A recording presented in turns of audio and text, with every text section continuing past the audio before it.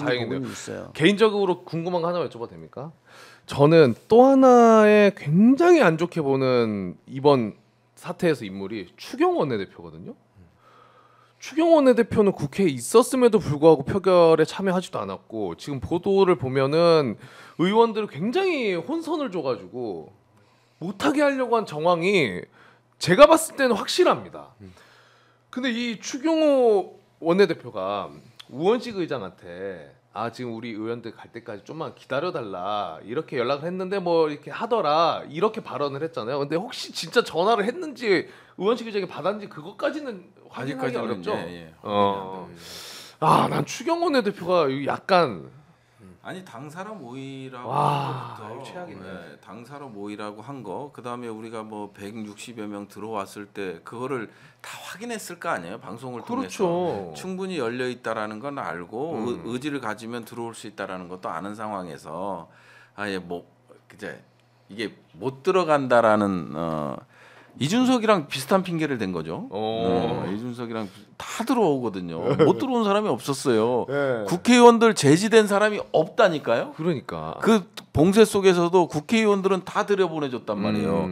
근데 왜 이준석과 이 국민의힘 한 80여 명만 못 들어오냐고. 이준석이 여기 맡겨주세요. 자 한마디 해주시죠. 이준석 의원 이제 진짜 지금 뭐 싸우고 있더라고. 이게 네. 탄핵 국면이라서 만약에 뭐 이준석의 표도 중요하다라고 보시는 거 당연히 이제 이해는 하나 네. 얼마나 악질적인 사람인지를 제가 진짜 1시간 동안 얘기할 수 있거든요. 근데 네. 짧게만 말씀드리면 짧게만. 어제 그 앞에서 막 그 일선 경찰들한테 욕했잖아요. 네. 그걸 그냥 비난하려는 게 아닙니다. 뭐냐면 그 이준석이라는 사람이 여태까지 정치를 어떻게 해왔는가가 핵심이에요.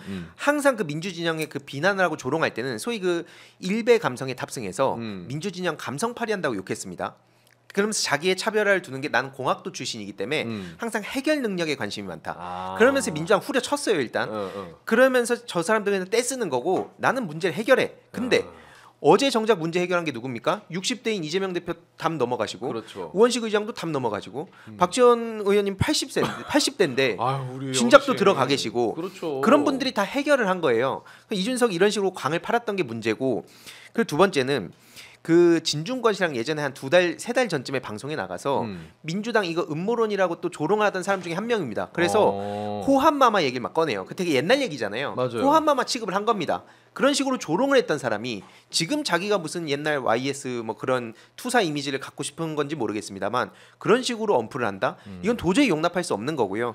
그런 식으로 실제 얘기하고 나니까 소위 팬코라고 이준석 씨의 그 본진이 있습니다. 그렇죠. 뭘 하든 이준석을 좋아하는 사람들이 FM 코리아. 무슨 얘기를 하냐면 이건 오히려 담 넘은 사람들이 이상한 거다. 이렇게 얘기를 하고 있는 거예요. 이것도 이재명 대표를 비난하는 걸로 가는 겁니다. 그래서 저는 이제 저기 되게 악랄하다 보는데 저런 방식에 그냥 우쭈쭈 해주고 넘어가면 안 돼요. 정말 악랄한 정치인입니다. 전 정치하면 안 된다고 보는 정도예요. 그때 싸운 시간을 한번 그 영상 잡힌 시간이 몇 시예요? 그때가 표결이 끝났을 표결 다 끝났을 네. 때야. 끝났을 때요. 네. 그러니까 표결 다 이게 끝났을 늦게 때고 와갖고 그냥 그리고 표결 끝났을 때는 그냥 쉽게 들어오는 상황이었고 그 비슷한 시기에 그 앞이었는데 정성호 의원도 그 이제 정성호 의원 보좌관들하고 경찰하고 싸우는 화면이 다 나와 있어요. 네. 그런데 다 들어왔어. 다. 아니 저는 그냥 집어넣어 주던데. 그러니까. 네. 아니 나도 보좌진들이 호위해 갖고 쭉 들어갔는데 아니, 경찰이 저는 그냥- 제재 안 했다니까 마지막에. 그리고 어제 경찰들은 그 굉장히 부드럽게 됐었어요. 맞아요. 그리고 어제 난 이게 사실 그 김용현도 약간의 그 착각을 한 게 그러니까 이 사람들이 다 옛날식 사고를 갖고 있는 거야. 그래서 군인들이 자기들 말 하면 다 따를 거라고 생각했는데 전두환 때처럼. 요즘 그렇지 않거든. 근데 어제 내가 이제 나와서 이제 들은 이야기인데 그 일공수 부대원들한테 이제 우리 막 지키러 온 분들 중에 일공수 출신들이 있었던 거예요. 그래서 이 사람들이 내가 몇 기다, 이거 막 새끼 막 이러고 그러니까 선배님 알겠습니다. 뒤로 물러나고 막 이랬다는 거야. 일단 그러면 이거를 굉장히 많이 궁금해하시는 것 같은데 우리 내란죄 아까 그 자료 있는 거 한 번만 띄워주시면 내란죄는 제가 알기로 사형 이제 아니 윤석열이 우두머리라고 할 수 있는 거 아닙니까? 지금 이 상황에 대해서는 우두머리는 사형, 무기징역 또는 무기 금고에 처한다. 이게 저거밖에 없는 거예요. 근데 또 하나 그런 이야기들도 있더라고요. 어제 국회에 또 군인들이 들어왔잖아요. 그걸로만 봤을 때는 군사 반란. 근데 그거는 이제 또 최고형이 그냥 그 형량이 그냥 사형밖에 없다고 하더라고요. 요거를 사실 잘못을 했는데 무조건 수사는 하고 처리를 해야 된다고 보는데 탄핵은 탄핵이고 지금 수사가 아예 안 되고 있잖아요. 아니요. 지금 저 고발장을 조국 혁신당에서는 수사본부에다가 보냈고요. 아 보냈어요. 예. 그다음에 이제 지금 그 사회민주당인가 진보당에서는 검찰로 보냈는데 아마 검찰에서 네. 국가수사본부로 갈 겁니다. 검수안박과 관련돼서 이 형벌에 대해서는 지금 검찰이 할 수가 없어요. 지금 그런 입장에 검찰은 뭐 등이라는 게 있기 때문에 할 수다. 6대 범죄 외에 등이라는 게 있어서 할 수도 있다고 보는데 네. 그래서 조국 혁신당에서는 이거를 완전히 법률적 분석을 해서 국가수사본부로 이제 고발장 내란과 관련된 그리고 이제 군사 반란과 관련된 거에 대해서는 이제 고발장을 이제 접수를 했고요. 어제 오늘 다 접수를 한 상황입니다. 접수를 했다. 그래서 조만간 과연 진짜 김종인 할배가 얘기하는 별의 순간이 국가수사본부의 그 수사관들에 의해서 올지 그 별의 순간을 그 수사관이 잡을지 이건 좀 지켜볼 문제죠. 네. 지금 뉴스로 한동훈 대표가 뭐 백브리핑 해가지고 그거 나오고 있는데 뭐 전해드릴 내용은 없습니다. 뻔한 소리여가지고 제가 좀 전해드릴까 했는데 뭐 내용이 없고 근데 뭐 지금 뭐 탈당 요구를 했는데 뭐 받아들였냐 어쩌냐 탈당은 전혀 본질이 아닙니다. 국민의힘에서 나가든 말든 이건 전혀 상관이 없어요. 그 맞죠 이거? 네, 그럼요. 전혀 상관이 없으니까 이거 집중 안 하셔도 돼요. 탈당하든 말든 있든 말든 그거 신경 쓰지 마시고 요 본질만 보시면 됩니다. 우리 의원님한테 제가 하나 여쭤보고 싶은 거는 이제 내일 국방이 국방위가 그러면은 제가 이제 소집 요구를 했고요. 그럼 김용현 나와요? 왜냐면 아니 지금 일단은 김용현과 계엄사령관은 나오는 걸로 돼 있습니다. 그래서 원래 저희는 뭐 1공수, 3공수, 그다음에 707 특임대, 그다음에 특전사령관, 방첩사령관, 수방사령관 다 불렀는데 그쪽에서는 이제 국방부 장관과 이제 계엄사령관이 나오는 조건으로 해서 이제 그 상임위원장이 또 국민의힘이잖아요. 네. 그러다 보니까 약간 동의를 해준 상황이에요. 그래서 소집 요구는 제가 간사다 보니까 우리 국방위 의원들 의견을 수렴해서 제가 소집 요구서를 보냈고요. 내일 10시에 그래서 지금 김용현 장관과 계엄사령관인 박안수 육군 참모총장이 박안수도 문제 있어요. 이거 내일 어떻게 혼쭐을 좀 내야 되는 거 아니에요? 나오는 거는 확실한 거죠, 그러면? 네, 나오는 거 확실하고. 오늘까지 여기 오기 전까지 확인된 사안입니다. 네. 아니 근데 왜냐면 저희가 이거 원고에도 있는데 무슨 뭐 중과 부적 요 발언하고 뭐 이거 중과 부적은 저희 쪽으로 이제 제보가 들어온 겁니다. 제보가 들어온 거고요. 거기에 회의에 작전 상황실에 없었던 모 대령이 저희 쪽으로 제보를 해준 사안이고. 네. 그거를 아마 한겨레가 받았을 겁니다. 저희 쪽에서 얘기한 건 아니고 확인되지 않은 것이기 때문에 아직까지 그 중과 부적에 대해서 얘기했는지 안 했는지는 지금 확인할 길이 없는 상황입니다. 난 아까 사석에서 여기 방송 들어오기 전에 이제 부승찬 의원님하고 이제 중과 부적 얘기를 좀 잠깐 했었어요. 네. 팩트가 맞는 거냐 아니냐. 그래서 저는 이제 처음에 이 기사 보고서 이게 만약 사실이라고 그때는 당시 생각을 했었으니까. 그렇죠. 그 당시에는. 네. 그때 얼마나 화가 났는지. 제가 왜 화가 났냐면은 이런 말은 계백이 하는 이야기야. 계백 장군이 5천 결사대가 20만 나당 연합군한테 정말 중과 부적으로 싸우다 진 것 때문에 마지막에 자기네들이 나라를 지키려다 장렬하게 전사할 때 쓰는 말인데 그렇죠. 이게 어디 감히 건방지게 김용현이가 중과 부적이란 말을 쓰느냐. 아주 맞는 말씀이에요. 근데 진짜 아주 맞는 어제 말씀입니다. 격분을 해서 맞아 내가 또 그랬더니 아직은 팩트 확인이 안 됐다 그래서 그럼 일단 좀 조금 화를 안 내자. 근데 뭐 지금 채팅으로 많이 뭐 궁금해 하시는데 지금 뭐 11시에 특별 담화를 한 해 만에 근데 아직 뭐 보도로도 나온 게 없어 가지고 이게 할지 안 할지는 잘 모르겠습니다. 근데 뭐 오늘 할지 내일 할지 그리고 진짜 담화 자체를 할지 안 할지도 아직까지는 모르겠는데 이런 이야기는 있더라고요. 지금 그래도 다행히 이 비상계엄이 어느 정도 상황 정리가 돼서 그나마 다행이다. 근데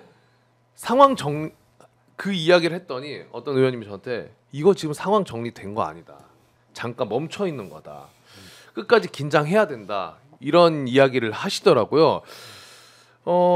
추가적으로 혹시나 다시 한번 이 미친 짓을 할 수 있는 가능성 어떻게 보십니까? 정말 이건 약간 좀 다른 차원의 이야기인데 네. 나는 이번에 개인적으로 굉장히 좀 슬퍼요. 네. 왜 슬프냐면 이건 뭐 약간의 뇌피셜이 가지고 확인되지 않은 네, 것이기 네, 네, 때문에 참 말하기가 그런데 아직도 우리나라가 미국의 영향력 아래 살고 있구나. 그래서 윤석열 정부를 지금 현재 막는 게 우리끼리는 그런 얘기 한단 말이지. 민주시민이 막았다. 실제 뭐 그렇게 한 거 사실이고 우리 빨리 온 국회의원이 민주당 국회의원, 조국혁신당 국회의원, 진보당 국회의원, 기본소득당, 사회민주당 국회의원들 우리 다 개혁신당까지 해서 또 국민의힘의 일부 국회의원들까지 해서 우리가 또 민주주의를 지켰다. 막 우리끼리 막 이야기를 한단 말이죠. 네. 그런데 윤석열이나 이 검찰 집단들 또 이 군부 세력들 얘네들은 우리 안중에도 없어. 그런데 미국이라고 하는 거대한 세력이 난 100% 압력을 넣었을 것이다라고 하는 아니 상당한 압력을 넣었을 것이다라고 하는 생각을 하고 있는데 네. 이들이 원하는 것은 한반도에서 전쟁이 일어나지 않길 바라는 거거든. 그렇죠. 그래야만이 자기네들 새로운 트럼프 정부가 북미 협정을 통해서 북한에 있는 엄청난 자원을 빼서 경제적 이익을 얻으려고 하는데 이 윤석열 정부 정신 나간 이 윤석열 정부가 지금도 막 자기들 마음대로 계엄도 일으키고 하는데 갑자기 국지전 안 일으키라는 법이 어디 있어. 그렇기 때문에 그게 제일 두려운 거죠. 얘네들이 아마 계속해서 통제를 하려고 할 것이고 그런 과정 속에서 담화가 나온다면 아마 그런 이야기가 나오지 않을까 싶긴 한데 네. 결국은 우리가 주체적으로 무언가를 하는 것처럼 보이지만 실제로는 아직도 미국의 영향력 아래 담겨 있다라고 하는 이 슬픈 분단의 땅에서 나오는 이게 네.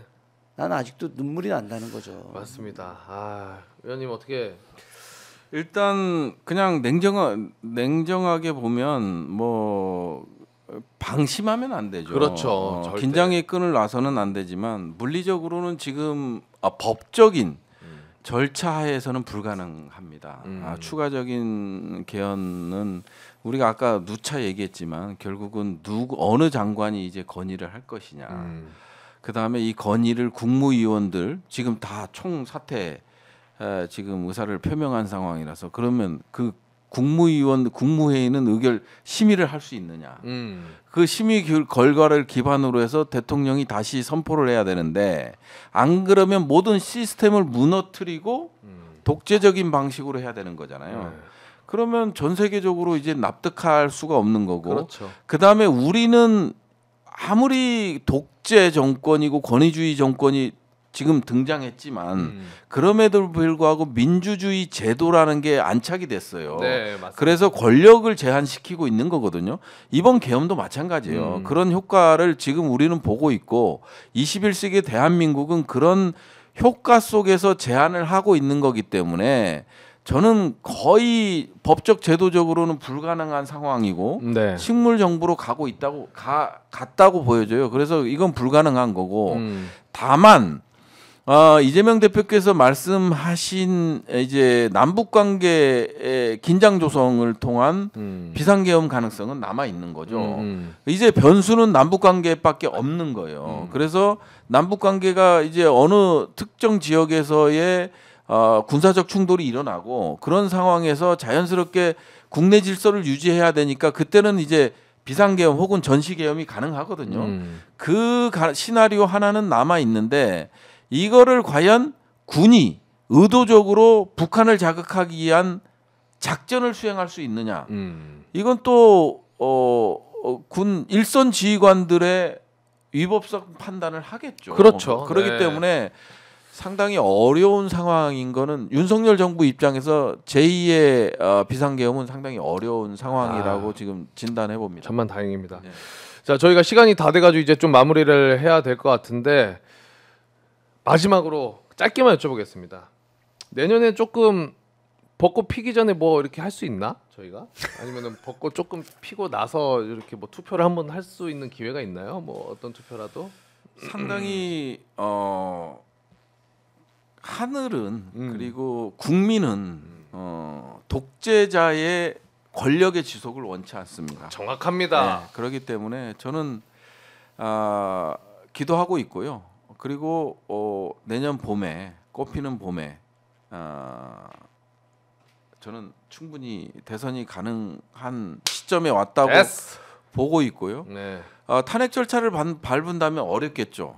탄핵 절차를 밟으면 어렵겠지만 우리도 투트랙으로 가는 거잖아요. 네네. 내란과 군사반란이라는 형사소추를 한 축으로 가고 탄핵이라는 걸 한 축으로 가기 때문에 두 축으로 가는 상황에서 하야 가능성도 상당히 높고요.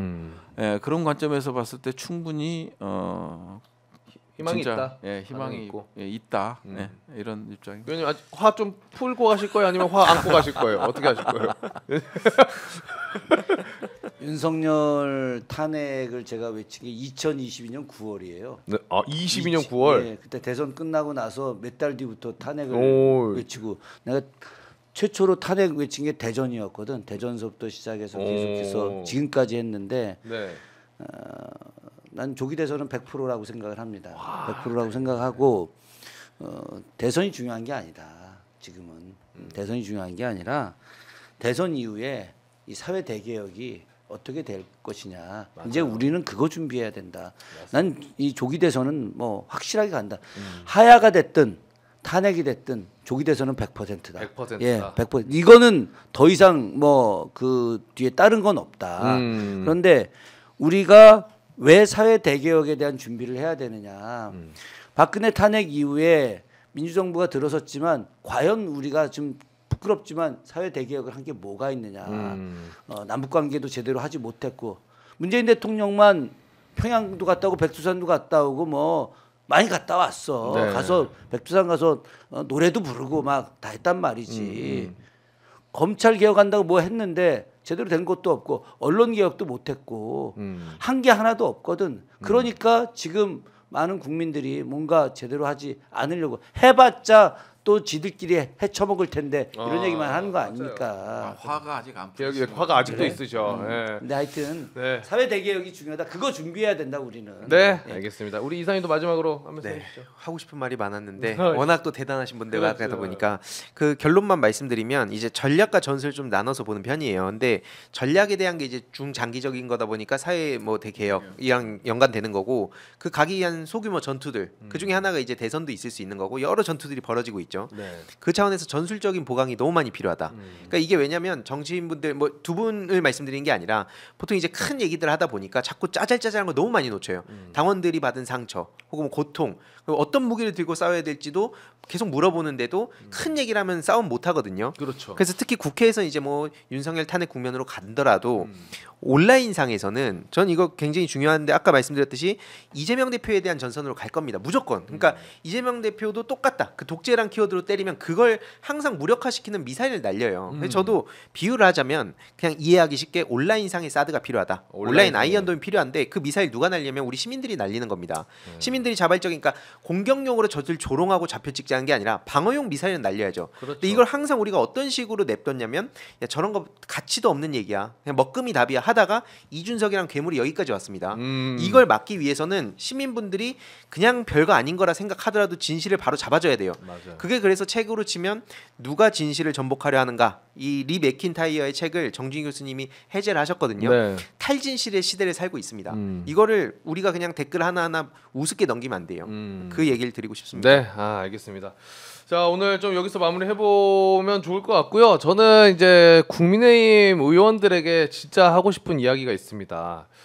원내대표도 그렇고 당 대표도 마찬가지고 지금 뭔가 지금 어떻게든 막아내면은 아까 의원님이 얘기하신 것처럼 다음 총선, 다음 대선 그래도 비벼볼 만은 하다라고 생각하시는 것 같은데 지금 어제 비상겸 사태는 좌우의 문제가 아닙니다. 그 발언 하나로 저는 실시간으로 봤기 때문에 경제부터 모든 게 다 무너집니다. 순식간에 그거를 한 거예요. 그건 도저히 커버가 안 되는 거고, 그러니까 차라리 지금 반성하고 인정하면 오히려 기회가 빨리 올 수도 있습니다. 그나마 사람들이 그래 반성하고 인정하는구나라는 그런 메시지를 보내줄 수 있을 것 같아요. 그러니까 저는 고집을 좀 안 피우셨으면 좋겠다라는 개인적인 이야기를 하면서 오늘 방송 여기서 마무리하도록 하겠습니다. 우리 의원님 두 분 그리고 이사님 너무나 감사드리고 국회로 또 가시는 건가요? 아니 지금 의원총회 하러 의원총회 빨리 가셔야겠네. 시간 있습니다. 그래요?